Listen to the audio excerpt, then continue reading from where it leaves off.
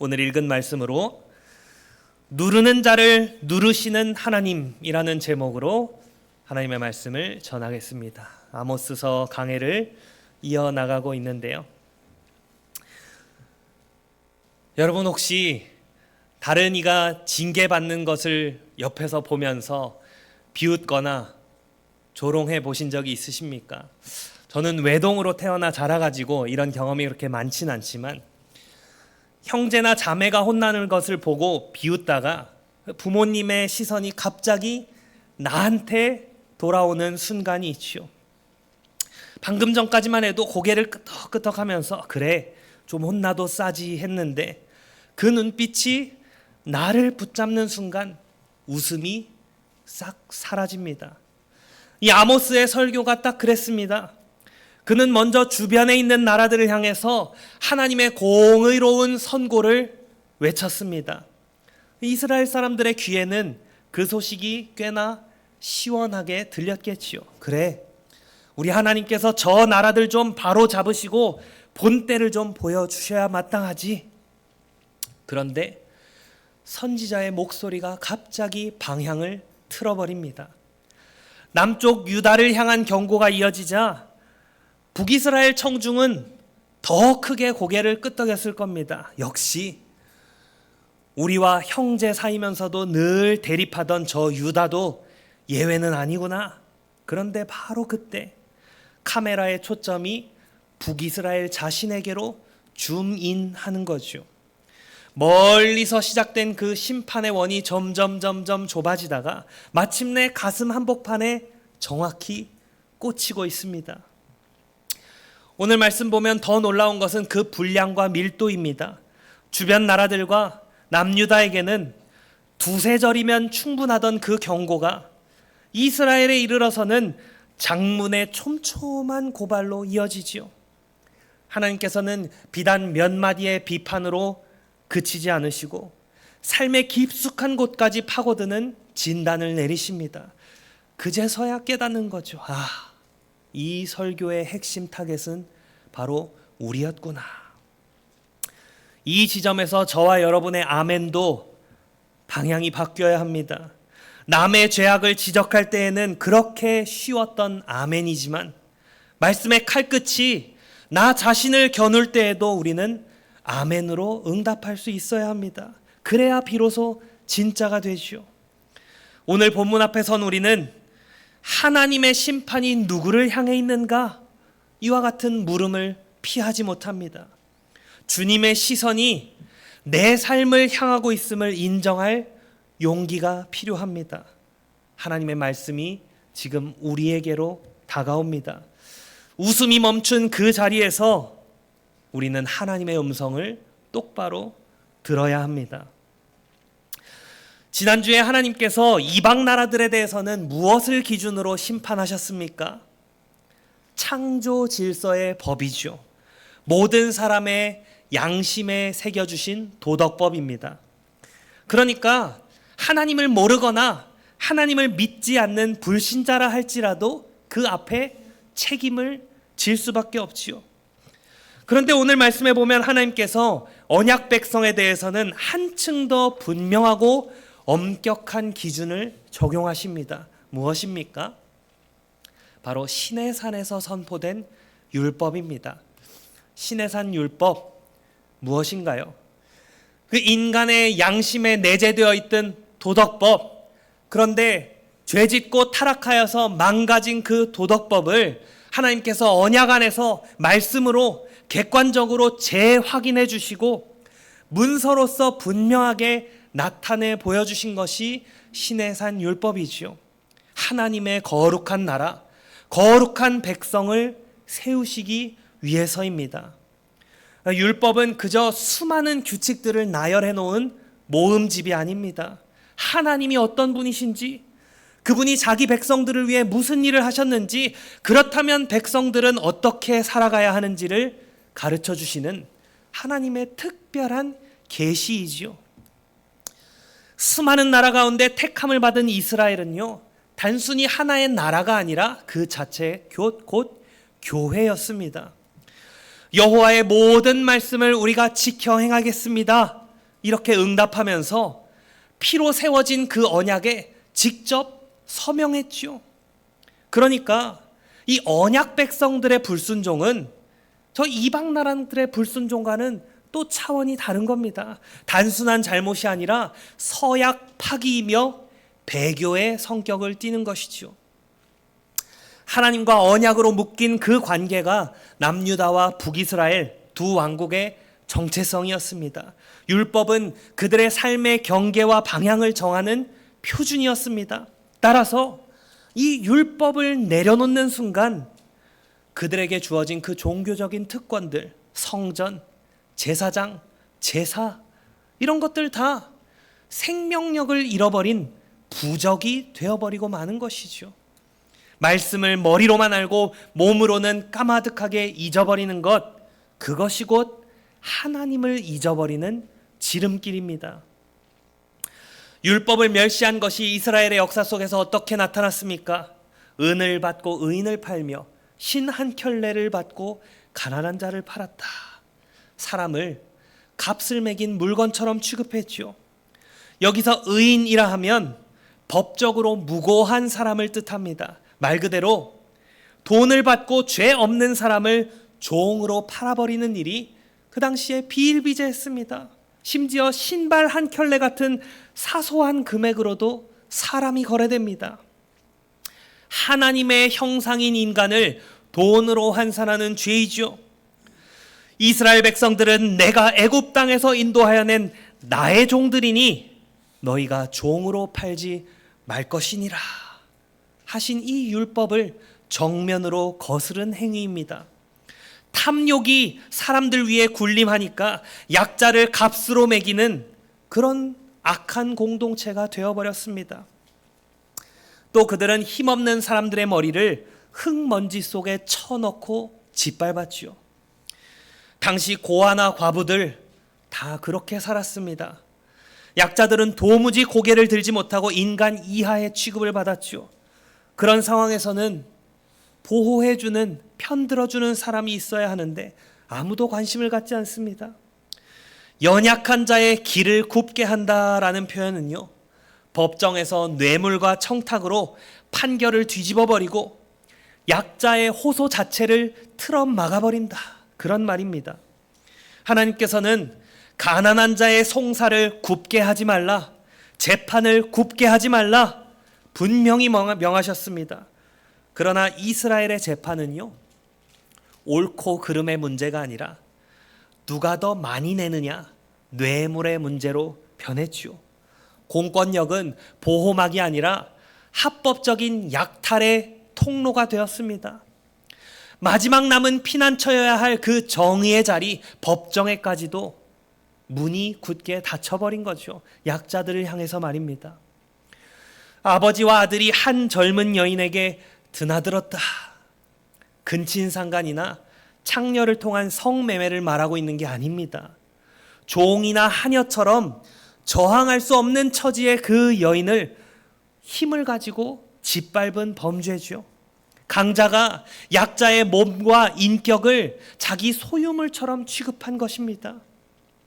율법이 이스라엘의 그 성적인 부분을 거룩하게 세우려고 주어졌는데 이 인간의 정욕이 말씀의 울타리를 짓밟고 폐허로 만들어버렸습니다. 모든 제단 옆에서 전당 잡은 옷 위에 누우며 그들의 신전에서 벌금으로 얻은 포도주를 마셨다. 율법이 뭐라고 명합니까? 가난한 자의 겉옷을 전당 잡는다 하더라도 해 지기 전에는 반드시 돌려주라고 명합니다. 왜냐하면 가난한 사람에게는 자신의 몸을 가릴 것이 그 겉옷 하나뿐이고 심지어 밤에 잘 때에도 이불 대용으로 덮고 쓸 수 있는 것이 그 겉옷 하나뿐이기 때문입니다. 아무리 빚을 졌다고 해도 삶에 있어서 필수적인 것을 빼앗으면 그 사람의 생명을 빼앗는 것과 마찬가지이지요. 그런데 이스라엘의 이 특권층은 그 겉옷을 돌려주기는커녕 어디에 깔고 눕습니까? 성소 바닥에 깔고 눕습니다. 약자에게서 착취한 그 포도주로 신전에서 흥청망청됩니다. 예배와 삶이 철저히 분리되고 심지어 예배드리는 그 장소도 자신의 탐욕을 드러내는 전시장이 되어버린 거죠. 그래서 하나님께서는 오늘 말씀 보면 그 장소를 그들의 신전이다 말씀하십니다. 거기는 하나님의 전이 아니라는 거죠. 아무리 하나님의 이름으로 예배드린다고 해도 그곳에 탐욕이 있고 향락이 있고 권력만이 있다면, 죄의 악취로 가득하면 하나님이 그 예배를 받지 않으시는 겁니다. 이처럼 언약 백성들이 율법을 멸시한 결과 정의가 사라지고 자비가 사라지고 모든 관계와 제도가 부패하고 예배조차 하나님을 모독하는 자리로 전락했습니다. 그런데 하나님은 언약에 신실하신 분이시기 때문에 그 언약의 약속 가운데는 순종하면 복을 주겠다만이 아니라 불순종하면 저주를 내리겠다라는 약속도 포함되어 있는데, 하나님은 반드시 그 약속을 지키시는 신실하신 분이시기에 그 언약의 기준인 율법에 따라 이 불순종한 언약 백성의 죄를 심판하실 수밖에 없는 거죠. 그런데요, 여러분, 지난주 살펴보았던 이 앞선 다른 나라들을 향한 메시지에서는 죄를 지적하고 죄를 고발하고 바로 심판이 선언되었습니다. 하지만 오늘 이스라엘에게는 그 중간에 특별한 대목이 주어지고 있죠. 9절부터 12절입니다. 아모스는 죄 고발과 심판 선언 사이에 하나님이 이스라엘에게 어떤 은혜를 부어주셨는지를 펼쳐 보이고 있습니다. 그 이유가 무엇일까요? 그 하나님의 은혜의 역사를 다시 들려줌으로써 너희들의 지금의 그 배반이 얼마나 심각한 일인지, 그리고 너희에게 다가오고 있는 그 심판이 얼마나 정당한지를 드러내고 있는 거죠. 즉, 너희가 누구였는지, 하나님이 너희를 위해 무엇을 하셨는지, 그 은혜가 무엇을 목적으로 해서 너희에게 주어졌는지를 기억시키고 있는 겁니다. 잘 아시는 것처럼 하나님은 종되었던 이스라엘을 애굽에서 건져내셨습니다. 스스로 빠져나올 힘이 전혀 없던 그때에 여호와께서 강한 손과 편팔로 끌어내셨습니다. 홍해를 마른 땅처럼 건너게 하셨고 뒤따라오던 그 강한 애굽의 군대를 친히 꺾으셨죠. 그 구원의 근거는 이스라엘의 공로나 결단이 아니라 오직 하나님의 긍휼과 자비와 사랑에 있었습니다. 그로써 이스라엘은 단순한 민족이 아니라 구원으로 시작된 하나님의 백성이 되었습니다. 하나님은 그들을 광야에서 40년 동안 보호하고 먹이셨죠. 길이 없는 곳에 길을 열어주셨고, 낮에는 구름 기둥으로 밤에는 불 기둥으로 함께 하셨습니다. 만나와 메추라기로 먹이시고 반석에서 물을 내어 마시게 하셨습니다. 단번의 구원으로 끝난 것이 아니라 언약 백성을 끝까지 지켜 보호하시는 신실하심을 나타내신 거죠. 하나님은 구원하신 백성을 내버려 두지 않으시고 그 발걸음 하나하나를 붙드셨습니다. 또한 하나님은 가나안의 아모리 사람들을 무너뜨리시고 그 땅을 기업으로 주셨죠. 그들의 키가 백향목같이 크고 그들의 힘이 상수리나무같이 강했지만 하나님은 그 아모리 족속을 위에 열매부터 그 아래의 뿌리까지 다 끊어내셨습니다. 다시 일어서지 못하도록 그 전부를 완전히 꺾어버리신 거죠. 연약한 민족 이스라엘을 무력으로 짓밟으려 했던 그 강한 족속으로부터 이스라엘의 보호자가 되어 그들을 구원하신 겁니다. 약자를 압제하고 잔인하게 대하는 민족을 약자의 편이 되셔서 물리쳐 주신 거죠. 그런데 그렇게 구원받은 이스라엘이 이제 와서는 자신들 가운데 있는 연약한 자들, 가난한 자들, 힘없는 자들, 고아와 과부와 나그네를 압제하고 착취하는 그런 존재가 되었으니 이것이 얼마나 어처구니 없는 일입니까? 하나님은 거기에 더해서 하나님 자신의 뜻을 들려주고 보여주는 사람들을 이스라엘 가운데 세우셨습니다. 선지자, 하나님의 뜻을 백성들에게 전달하는 자들이죠. 나실인, 머리를 깎지 않고 술을 입에 대지 않으며 시체를 만지지 않음으로써 구별된 삶의 본을 보인 그런 자들입니다. 구원하시고 끝이 아니라 이 말씀과 본보기를 통해서 어떻게 하나님의 백성이 거룩하게 살아야 하는지를 구체적으로 알려주신 겁니다. 하나님의 음성을 듣고 삶으로 순종하며 언약 백성답게 살도록 모든 준비를 철저하게 해주셨습니다. 그런데 이스라엘은 그 은혜의 통로를 다 막아버렸죠. 선지자에게는 예언하지 말아라 하고 나시린에게는 포도주를 마시게 했습니다. 하나님의 입을 막아버리고 하나님이 세우신 그 거룩의 표지를 조롱거리로 만들어버린 겁니다. 왜 그랬을까요? 약자의 아픔에 민감하신 그 하나님의 마음이 이미 강자의 위치에 있는 자신들에게는 부담이 됐기 때문이죠. 약자의 희생을 당연시했던 이 이스라엘 사람들에게는 약자의 권리를 우선적으로 챙기시는 하나님이 귀찮고 부담되고 싫었던 겁니다. 이스라엘은 은혜를 잊었습니다. 강자에게서 약자인 자신들을 구원해 주신 그 은혜를 잊었습니다. 그리고 강자가 되어 약자를 누르는 자들이 되었죠. 그런 패역한 언약 백성들에게 아모스는 이방 나라들을 향한 그 심판 공식을 동일하게 적용하고 있습니다. 형식이 같다라는 그 사실 자체가 엄청난 메시지이지요. 죄를 지으면 하나님을 모르고 믿지 않는 저 이방 나라나 하나님의 언약 백성인 너희나 똑같이 심판받는다는 겁니다. 하나님은 편을 들어주시는 분이 아니라 공의로 판단하시는 분이시기에 그 언약의 특권이 죄와 불의를 눈감아주는 허가증이 될 수는 없는 거죠. 은혜로 가까이 나오게 부르신 백성이 그 은혜를 거스르면 그 가까이 있는 관계가 오히려 더 엄중한 심판의 근거가 되는 겁니다. 선택받았다고 해서 마음대로 죄를 지어도 되는 예외 대상이 되는 게 아니라 바로 그 선택 때문에 하나님의 공의 앞에 더 엄중하게 서게 되는 것이죠. 과거에는 이스라엘을 대신해서 이스라엘을 위해서 싸우시던 하나님이 이제는 이스라엘을 대적하여 치시는 분으로 나타나십니다.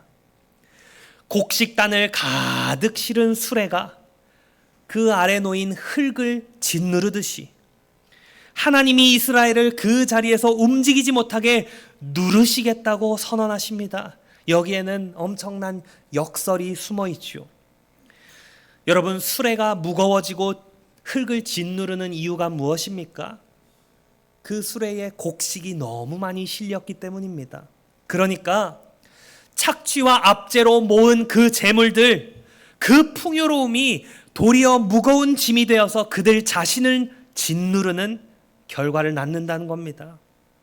하나님은 약자를 눌러서 이익을 챙긴 자들을 그들이 쌓아 올린 그 무게로 되돌려서 눌러버리십니다. 이것이 언약적 정의의 역전이지요. 누르는 자가 눌림을 당하고 빼앗은 자가 빼앗김을 당하는 겁니다. 이 누르심 피할 수 없습니다. 잘 달리는 자가 달아나지 못하고 강한 자가 힘을 쓰지 못하고 용사도 자기 생명을 구하지 못합니다. 활을 당기는 자도 발이 빠른 자도 말을 탄 자도 살 길을 찾지 못합니다. 마침내 가장 담대한 용사조차도 그 심판의 날에는 옷을 벗고 달아나듯이 수치를 당하는 거죠. 이와 같이 하나님이 대적으로 서시는 날에는 인간의 모든 재주와 능력, 인간이 의지하던 모든 수단들이 모래 위에 쌓은 성처럼 와르르 무너집니다. 이 심판, 하나님이 변덕스러우셔서 나온 행동이 아니지요. 내가 결코 너희를 심판하지 않으리라 하셨던 분이 갑자기 마음을 바꾸셔서 심판하신다고 하신 겁니까? 아니요. 이미 출애굽과 광야 그 가나안 입성에서 약자의 편에 서셨고 율법으로 억눌린 자들을 누르지 말라라고 표준을 분명히 주셨습니다. 불순종하면 내가 너희를 심판할 것이다, 징계할 것이다 말씀하셨습니다. 그런데 이스라엘이 그 율법을 짓밟고 약자를 누른 거죠. 그러자 하나님은 언약의 소송자로 일어나셔서 누르는 자를 똑같이 누르십니다.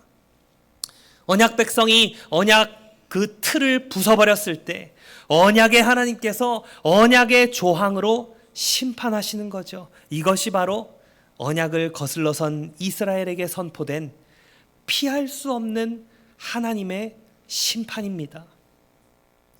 사랑하는 성도 여러분, 하나님은 더 엄격한 잣대로 자기 백성을 바라보십니다. 왜 그럴까요? 많이 받은 자에게 많이 요구하시기 때문이시오. 우리에게는 성경이라는 언약의 기준이 주어졌고 복음 안에서 더 큰 빛을 받았습니다.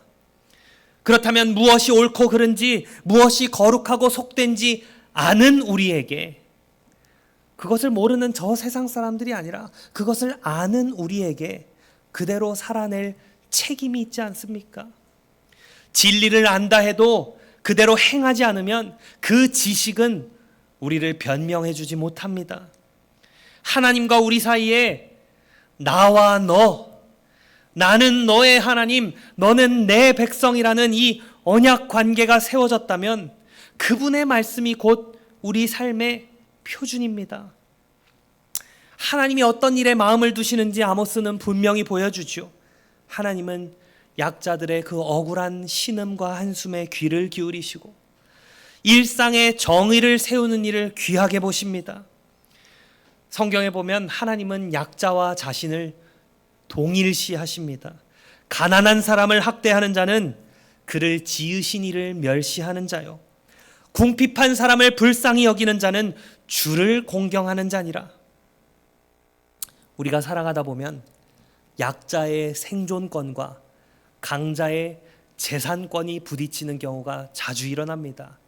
그때 하나님은 누구 편에 서실까요? 누구의 손을 들어주실까요? 성경은 망설이지 않습니다. 가난한 자를 불쌍히 여기는 것은 여호와께 꾸어드리는 것이니 그의 선행을 그에게 갚아주시리라. 세상은 돈으로 사람을 평가합니다. 돈 앞에 장사 없다. 돈이면 인간사 안 될 것이 없다. 이렇게 말하죠. 동의하십니까? 설사 세상이 그렇게 굴러간다 해도 그리스도인은 이와 같은 명제에 동의해서는 안 됩니다. 돈이면 인간사 안 될 것이 없습니까? 돈 앞에 장사 없습니까? 생명보다 돈이 귀합니까?